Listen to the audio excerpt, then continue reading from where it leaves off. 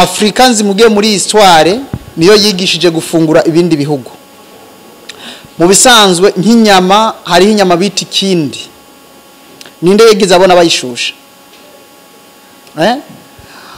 Imfungurwa nyinshi tuvuge nk'ibintu urazi ko ngaha mu Burundi hasigaye hazi ibintu barabihinguye bigaca biza bakavyita amafromage, ariko ari ayo mafromage ava mu nka, ariko kera bari bayafise iyo tuca twita cheese.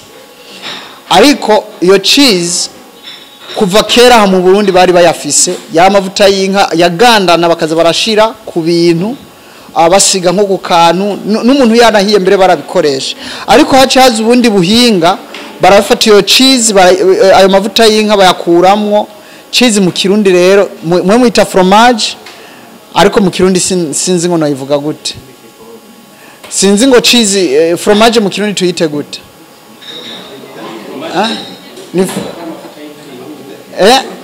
Ariko wibuke yuko kera bayajya bayakojeje ubugari bw'ingano canke umutsima wabuhoze bawurajije mu nkoko.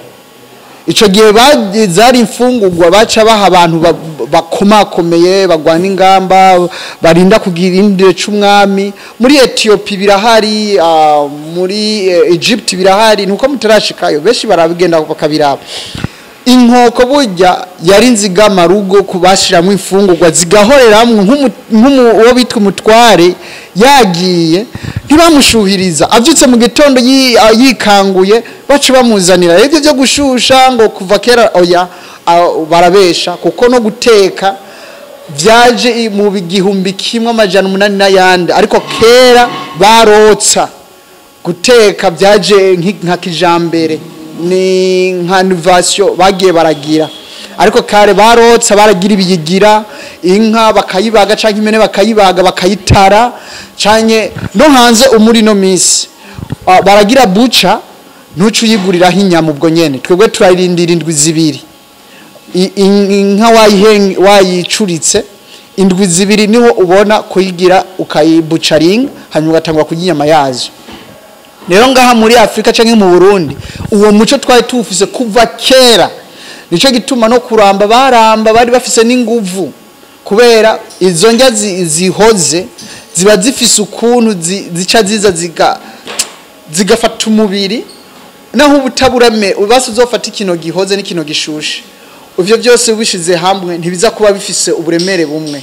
Tuvuge ubuyi bushuhije n'ubuyi buhoze ugiye kubunwa wowe urujya kanka ubuyi buhoze n'urukora nk'ubuyi bushushe ntimuza kugira apeti imwe, ntikiba ko mugira apeti imwe, kubera ijya apeti y'ibishuhije wowe ubiye umenga uri kuriruka, ariko uri kwaje kino gihoze umuntu wonye n'urafise information uri kuratanga ko atarugamba rurimwo.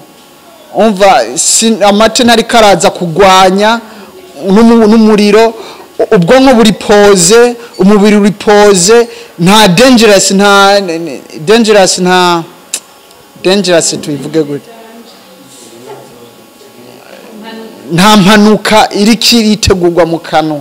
Umva buri ares ufise nta trauma y'ubwenge n'umubiri wawe ufise. Umva uhagurutse uhaguruka ufise ibiro bikwiye.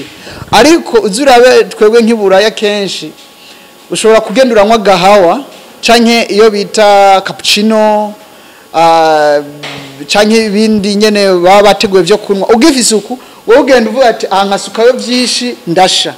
Ico gihe ntuburi kurajya uburi kurikiza gusa bya bindi bavuga ati